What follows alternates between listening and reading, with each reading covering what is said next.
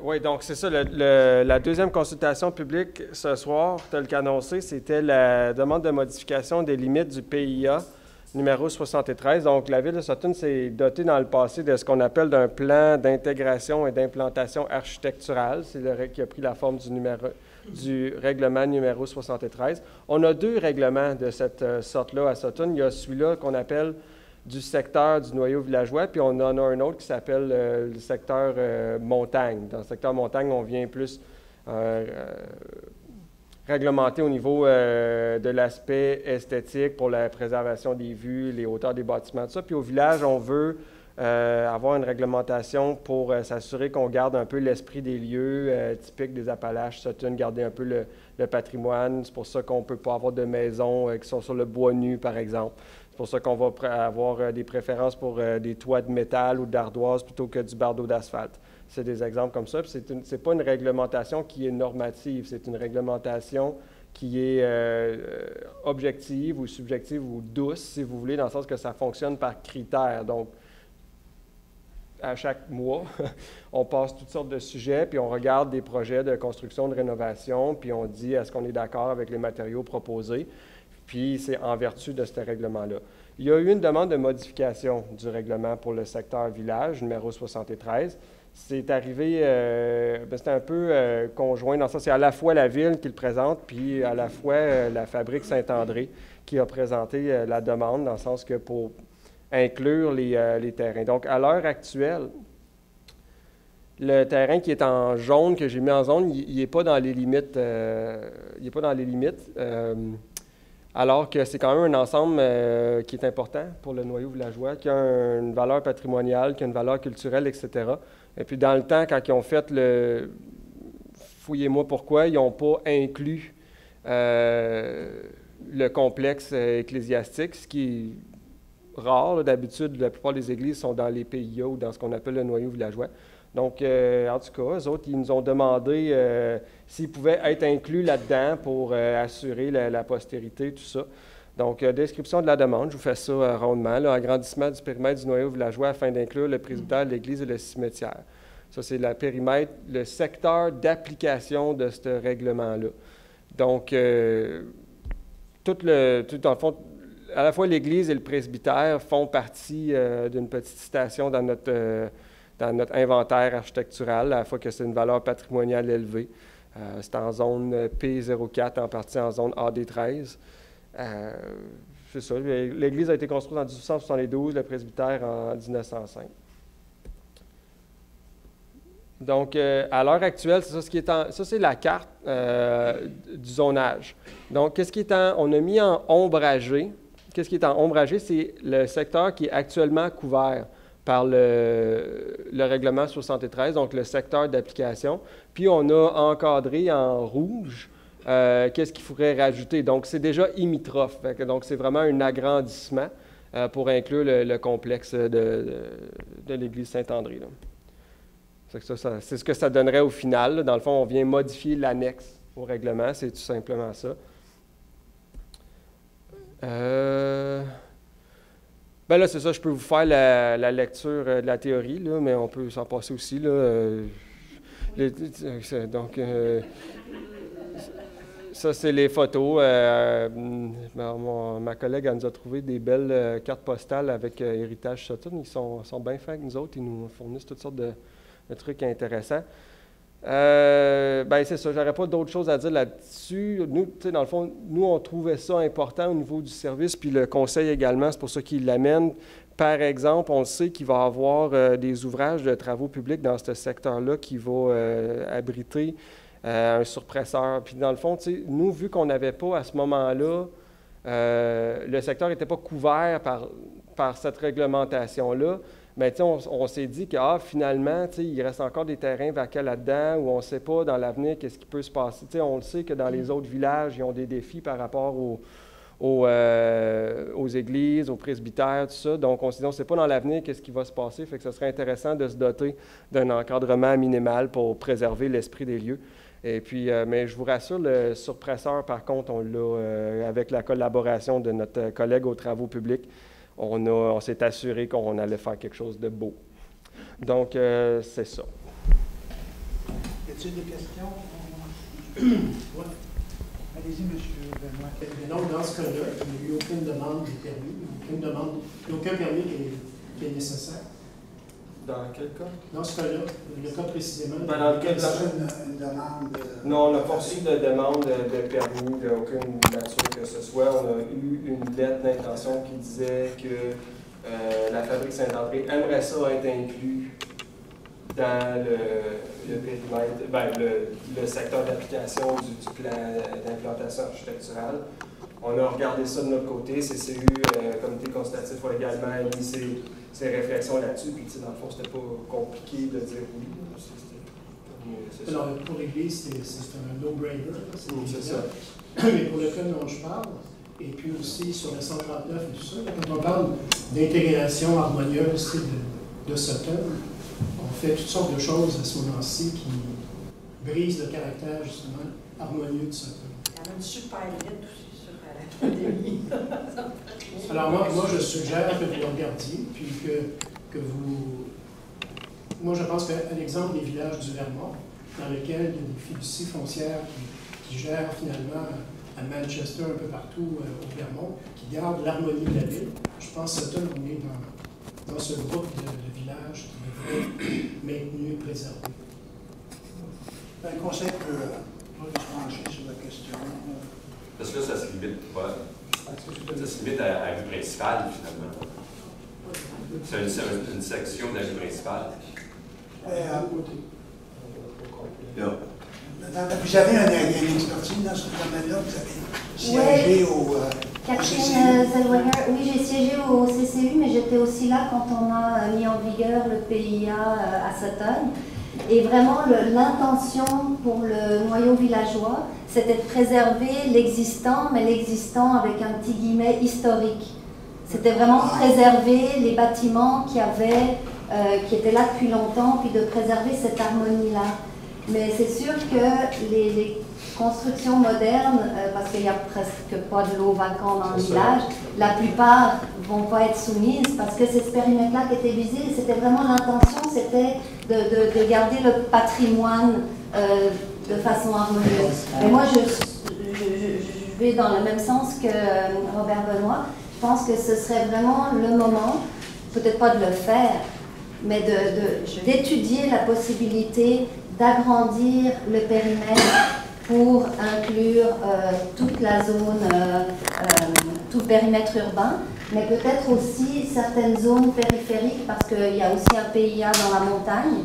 L'idée, c'était à ce moment-là la protection des paysages surtout, mais il y a d'autres endroits vraiment où il y a des constructions qui peuvent avoir un impact visuel très important, puis qui actuellement ne sont pas dans le périmètre du PIA montagne.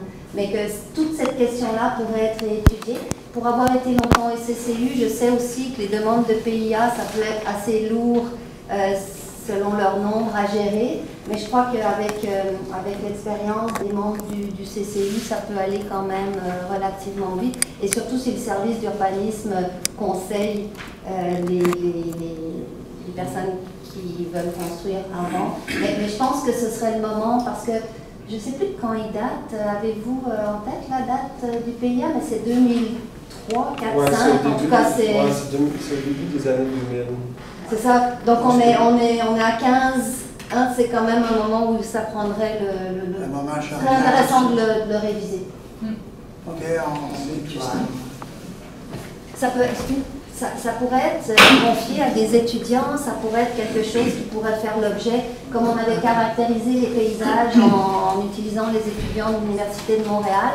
Ça n'a pas besoin d'être sur votre planche, c'est pas à vous de le faire tout de suite, mais peut-être de penser à mettre quelqu'un sur le dossier, comme des étudiants, c'est vraiment une bonne façon d'avoir des informations de bonne qualité sans avoir des frais énormes. Et c'est vraiment des questions intéressantes, par exemple, pour des étudiants en architecture du paysage. Merci. The Noyo village stops at the old Leverie. And south of the Leverie, I have one of the oldest well-preserved houses in Sutton, and I'm not in the Noyo village, nor is the old Bluebird, which was built by an American in around 1800, you have a store there, nor is the house where Luc Lerviere lives. They're in Belden's Atlas, and they're not included in the Noyau de Village. So what sense does that make of your patrimoine of the village? Well, it just enhances your votre intervention dans le sens que... Can I add something? Oui, oui, mais... Le PIA, vous m'arrêterez si je me trompe, n'a pas besoin de s'appliquer à un territoire. Il peut s'appliquer à des choses comme toutes les maisons construites avant telle date. Donc, c'est une façon aussi de peut-être pouvoir inclure... Je suis témoin de ce qui est arrivé à mon ancienne propriété sur le chemin Moëto, où la maison a été complètement transformée et elle n'a plus rien de son patrimoine, mais parce les personnes avaient le droit de le faire, puis c'est bien correct. Mais s'il y avait une règle du genre, votre maison date d'avant 1900, vous avez des précautions à prendre, eh bien, il y aurait eu un droit de regard sur les travaux qui ont été faits. Donc ça pourrait être, mais là, ça prend un inventaire. Et je sais qu'on a déjà eu des inventaires, mais encore là, je vous conseille les étudiants. Magnifique projet d'étudiants. Merci. S'il y a d'autres questions? Moi, j'ai une question. Allez-y, M.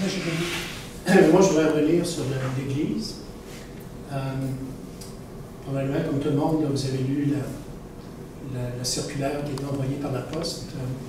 Ce que je voudrais savoir, c'est pourquoi, en fait, quelles ont été les raisons que les gens de l'Église pourquoi ils vous ont demandé, finalement, d'être inscrits dans le PIA? C'est quoi la raison fondamentale?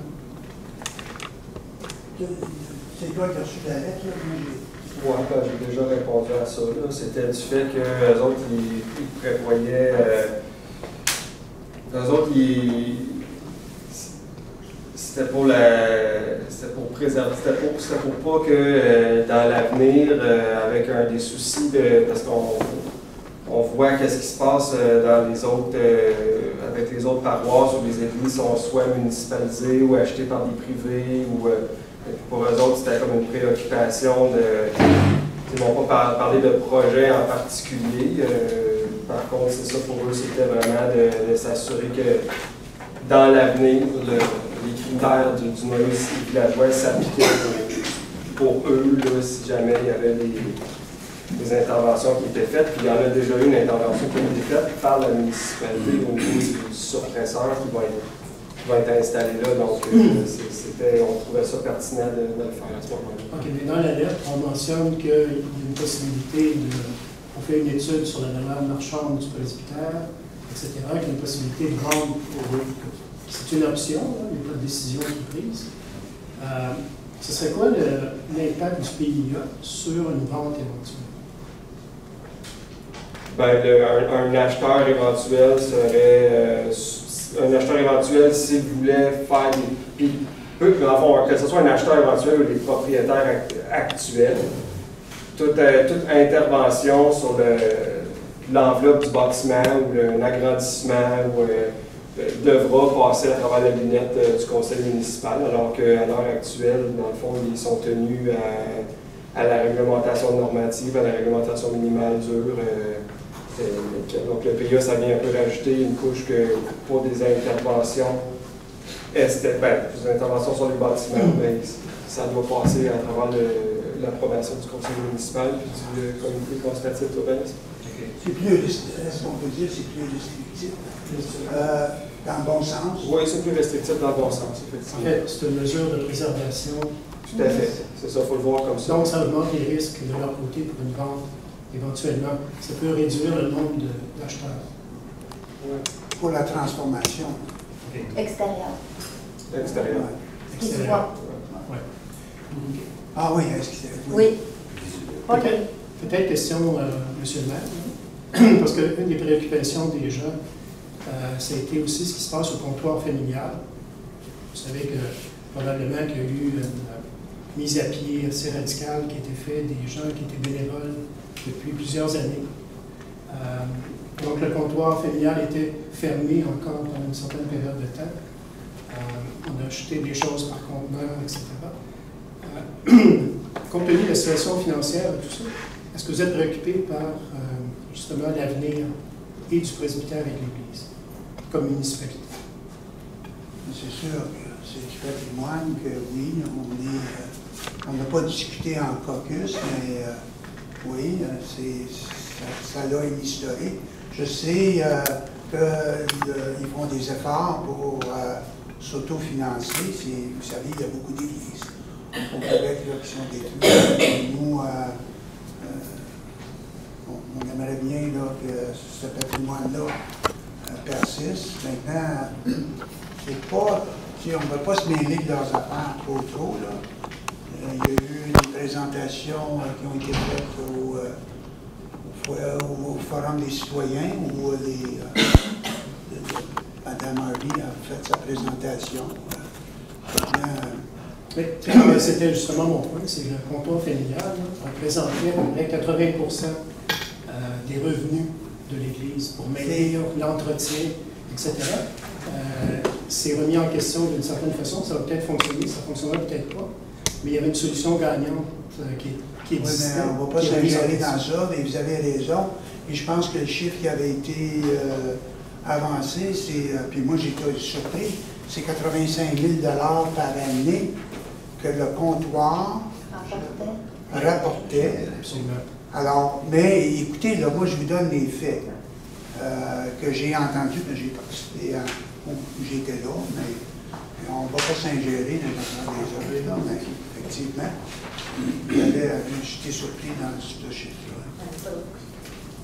Madame ça serait bien de pouvoir remplacer, trouver une place pour le comptoir familial et générer 85 000 $ pour la municipalité. Oui. Oui. Tout est bénévole. Ah, Madame Tout est bénévole. Tout est bénévole. Pour la ville, j'en ai pas vu. Non, je ne sais pas que la ville va garder. Madame Breton, je pense qu'on a d'autres choses à côté. La sauvegarde du comptoir familial. Est-ce qu'il y a d'autres questions? Sinon, ben, Merci. dans 10 minutes. Merci. Merci. Merci.